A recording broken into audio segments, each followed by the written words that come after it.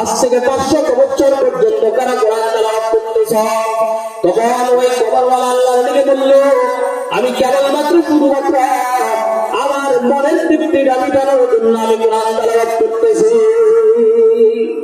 এই ঘটনা থেকে বোঝা যায় সুবহানাল্লাহর জিকিরের কত দাম, আল্লাহু আকবার জিকিরের কত দাম, আল্লাহ পাকের জিকিরের অনেক অনেক দাম। এজন্য দুনিয়ার মধ্যে থাকা অবস্থায় প্রতিটা সেকেন্ডকে প্রতিটা মিনিটকে কাজে লাগাইতে হবে। قال رسول الله صلى الله عليه وسلم الدنيا مزرعة الآخرة। ও দুনিয়ার মুসলমান বান্দা আল্লাহর গোলাম, দুনিয়াটা হচ্ছে ক্ষেত স্বরূপ। দুনিয়ার থেকে আমাকে আর আপনাকে পরকালের জন্য, কবর জগতের জন্য আমাকে আর আপনাকে দুনিয়া থেকে উপার্জন করে নিতে হবে। উপার্জন যদি দুনিয়া থেকে করে যাইতে পারে তাহলে কবরের মধ্যে শান্তিময় জান্নাতের মালিক হতে পারবো। এজন্য নবী বলেন আদ-দুনিয়া মাজরাতুল আখিরাহ। মানুষ যেরকম ভাবে দুনিয়ার মধ্যে জমিনের মধ্যে ফসল লাগায়, ওই ফসল থেকে মানুষ কিছু দাম পাওয়ার আশায়, অন্যান্য ফসল পাওয়ার আশায় মানুষ এভাবে রাত দিন পরিশ্রম করে মাথার গাম পায়ে ফেলে এভাবে কি করতে থাকে, কষ্ট ক্লেশ করে। এরকম ভাবে যদি আমরা পরকালীন জগতের মধ্যে যদি আমরা আরামায় চাই, তাহলে দুনিয়ার থেকে ভাবে আমাদের উপার্জন করে যাইতে হবে। আজকে দুনিয়ার মুসলমান গুনাহের মধ্যে ব্যস্ত হয়ে গেছে। দুনিয়ার মুসলমান আজকে গুনাহের মধ্যে লিপ্ত। যেদিকে তাকাই সেদিকে শুধু গুনার গুনাহ গুনার গুনাহ, গুনাহের সাগরের মধ্যে আমরা হাবুডুবু খাইতেছি। এরকম অবস্থা হয়েছিল হযরত নূহ আলাইহিস সালামের সম্প্রদায়ের মধ্যে। নূহ আলাইহিস সালামের সম্প্রদায়ের লোকেরা এরকম একটা অবস্থা হয়ে গিয়েছিল যে আল্লাহ পাক রব্বুল আলামিন তাদের উপরে বৃষ্টি বর্ষণ করা বন্ধ করে দিয়েছেন। তার কারণ হলো আল্লাহ পাক রব্বুল আলামিন তাদের উপর রাগান্বিত হইয়া এভাবে বৃষ্টি বর্ষণ করা বন্ধ করে দিয়েছেন। বৃষ্টি বন্ধ হয়ে যাওয়ার কারণে তাদের ফসলি জমিনগুলা, তাদের ফলমূলগুলা, তাদের যত ফসল ছিল সবগুলা বিনষ্ট হওয়ার পথে, নষ্ট হয়ে যাওয়ার পথে। তখন এভাবে নূহ আলাইহিস সালামের সম্প্রদায়ের লোকেরা নূহ আলাইহিস সালামের কাছে এসে বললেন, ও আমাদের নবী, আপনি আমাদের জন্য আল্লাহর কাছে দোয়া করুন, আল্লাহ পাক যেন আমাদের জন্য বৃষ্টি বর্ষণ করেন, আল্লাহ পাক যেন বৃষ্টি বর্ষণ করে আমাদের জন্য যেন রিজিকগুলোকে ঠিক রাখেন। তার কারণ হলো বৃষ্টির মাধ্যমে আল্লাহ পাক রব্বুল আলামিন জীবনকে উপকার করেন। বৃষ্টি যখন জমিনের মধ্যে পড়ে তখন জমিন উর্বর হয়। ওই জমিন থেকে আল্লাহ পাক রব্বুল আলামিন আমাদের জন্য রিজিকের ভান্ডার রেখে দেন। আসমানের মধ্যে হলো রিজিকের ভান্ডার। আল্লাহ পাক রব্বুল আলামিন কোরআনুল কারীমের মধ্যে বলেন, ওয়া ফিস সামাই রিজকুকুম ওয়া মা তুআদুন। আমি আকাশ থেকে পানি বর্ষণ করে, বৃষ্টি বর্ষণ করে তোমাদের জন্য ফল ফসল উৎপাদন করি তোমাদের খাদ্য হিসাবে। তাহলে রিজিকের ভান্ডার আসমানের মধ্যে, আসমান থেকে আল্লাহ পাক রব্বুল আলামিন মানুষের জন্য রিজিক পাঠান। অন্য আয়াতের মধ্যে আল্লাহ বলেন, ওয়া ইন মিন শাইইন ইল্লা ইনদানা খাযাইনুহু ওয়া মা নুনাজ্জিলুহু ইল্লা বিকদারিন মালুম। সব জিনিসের ভান্ডার হলো আসমানের মধ্যে। প্রত্যেক জিনিসের ভান্ডার আসমানের মধ্যে আল্লাহ পাক রব্বুল আলামিনের কাছে। আল্লাহ পাক রব্বুল আলামিন যখন যতটুকু প্রয়োজন, যখন যে পরিমাণের প্রয়োজন, আল্লাহ পাক রব্বুল আলামিন তখন ওই পরিমাণ অবতরণ করে থাকেন। আল্লাহ পাক বলতেছেন, وأنزل من السماء ماء فأخرجنا به من الثمرات رزقا لكم।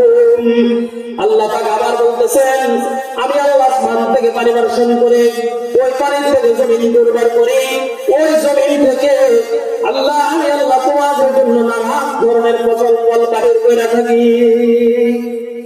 হযরত নূহ আলাইহিস সালামের সম্প্রদায়ের যে অবস্থা হয়েছিল, তাদের উপরে যেরকম বৃষ্টি বর্ষণ হয়ে গেল, এভাবে বনী ইসরাইল সম্প্রদায়ের এরকম একটা অবস্থা হয়েছিল।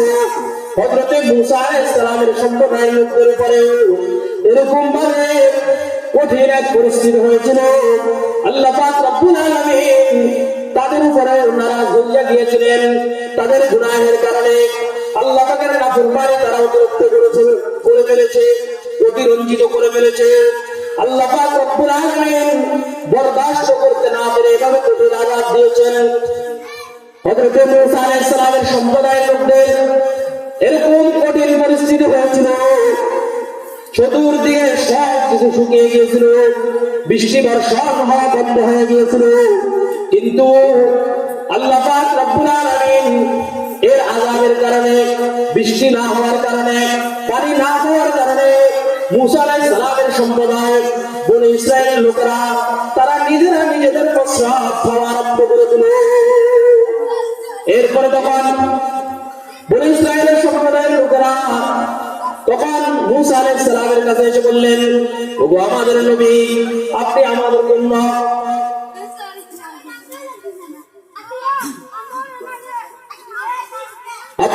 জন্য আল্লাহ পাক রব্বুল আলামিনের কাছে দোয়া করুন। আল্লাহ পাক রব্বুল আলামিন যেন আমাদের উপর থেকে আযাবটা উঠায় নেয় এবং আমাদেরকে যেন বৃষ্টি বর্ষণ করেন। তখন হযরত মূসা আলাইহিস সালাম চিন্তা করলেন, বনী ইসরাইল সহজে আমার কাছে আসে না, এই একটা সুযোগের মধ্যে তাদেরকে কাজে লাগাইতে হবে।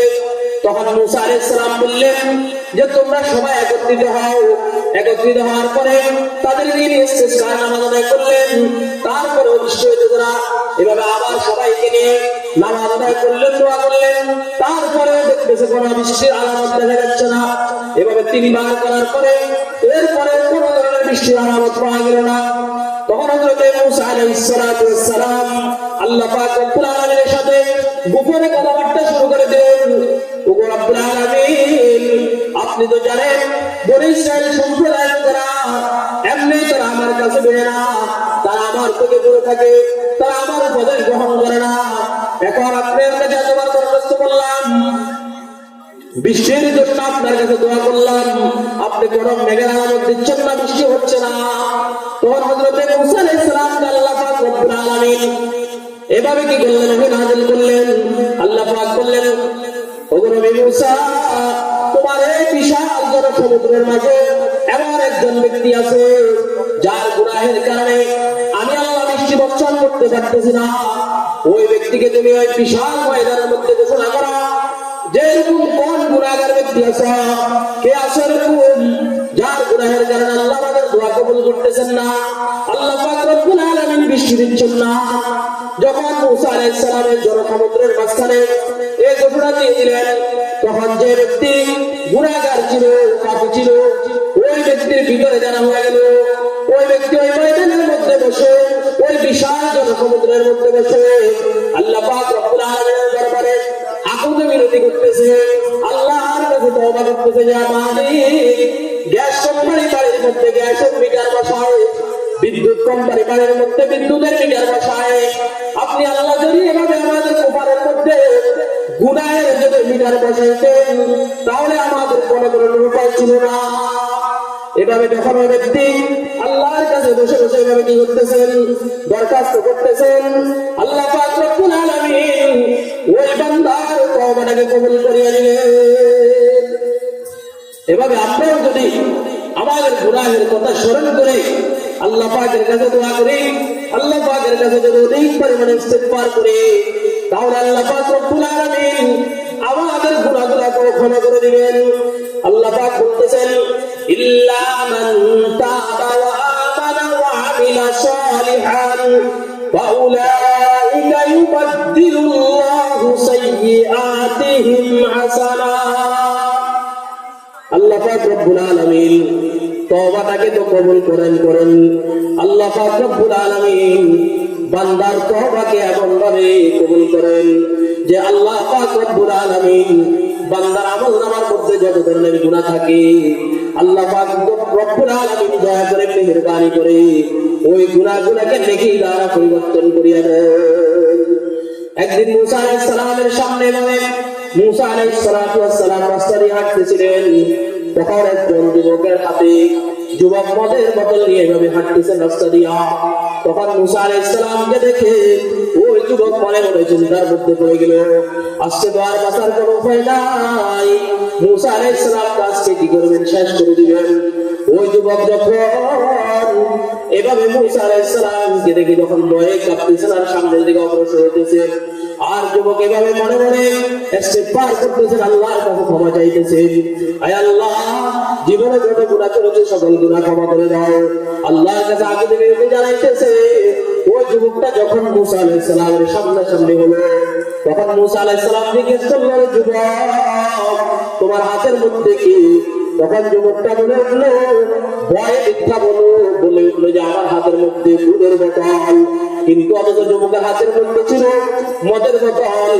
তখন মুসা আলাইহিস সালামের হাতে বোতলটা দেওয়ার পরে নবী মুসা আলাইহিস সালাম বোতলের মুখটা খুলে দেখতেছেন যে আসলে তো বোতলটা দুধের বোতলে পরিণত হয়ে গেছে।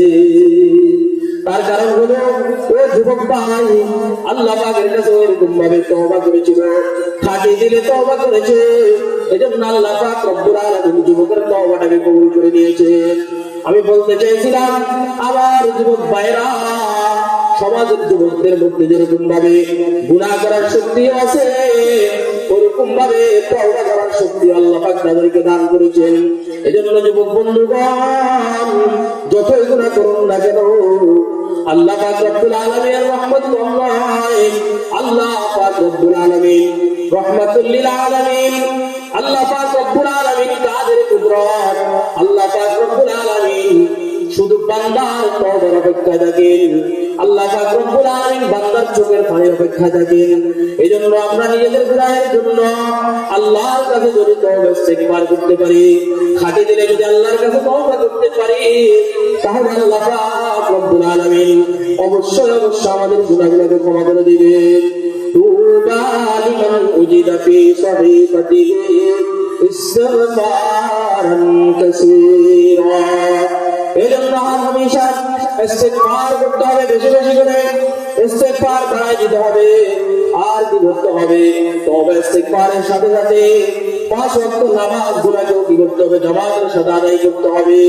নামাজের ব্যাপারে বলছেন, কবিতার ভাষার মধ্যে বলছেন, জান্নাত মে মাকান আপনি বানাতে হে নামাজি, জান্নাত মে মাকান আপনি বানাতে হে নামাজি, मस्जिद में बड़े शौक से जाती है नमाज़ी, मस्जिद में बड़े शौक से जाती है नमाज़ी, महबूब भी खुश होती है महबूब भी राज़ी, महबूब भी खुश होती है महबूब भी राज़ी, सजदे के लिए सिर जो झुकाते हैं नमाज़ी, सजदे के लिए सिर झुकाते हैं नमाज़ी, कहती है दरवाजा बता गए जन्नत, कहता है दरवाजा बता गए जन्नत, फट जाओगे फिर दोस्त में आते हैं नमाज़ी, फट जाओगे फिर दोस्त में आती है नमाज़ी। যদি 5 ওয়াক্ত নামাজ পড়েন তাহলে আল্লাহ পাক রব্বুল আলামিন আপনার আমার জীবনের সকল সমস্যার সমাধান করে দিবেন। ওয়ালা রাসূলুল্লাহ সাল্লাল্লাহু আলাইহি ওয়াসাল্লাম মিফতাহুল জান্নাতিস সালাহ, নামাজ হচ্ছে বেহেশতের চাবি। এই জন্য আমাদেরকে 5 ওয়াক্ত নামাজ যথাসময়ে আদায় করতে হবে, আর গুনাহ থেকে বেঁচে চলার জন্য তৌফিক আল্লাহর কাছে চাইতে হবে। অতীতের গুনাহের জন্য আল্লাহর কাছে বেশি বেশি তওবা ইস্তিগফার করতে হবে। আল্লাহ পাক রব্বুল আলামিন আমাদের সকলকে যে কথাগুলো বললাম তওবা ইস্তিগফারের উপরে, আল্লাহ পাক আমাদের সকলকে আমল করার তৌফিক দান করুন। ওয়া আখিরু দাওয়ানা আলহামদুলিল্লাহি রাব্বিল আলামিন।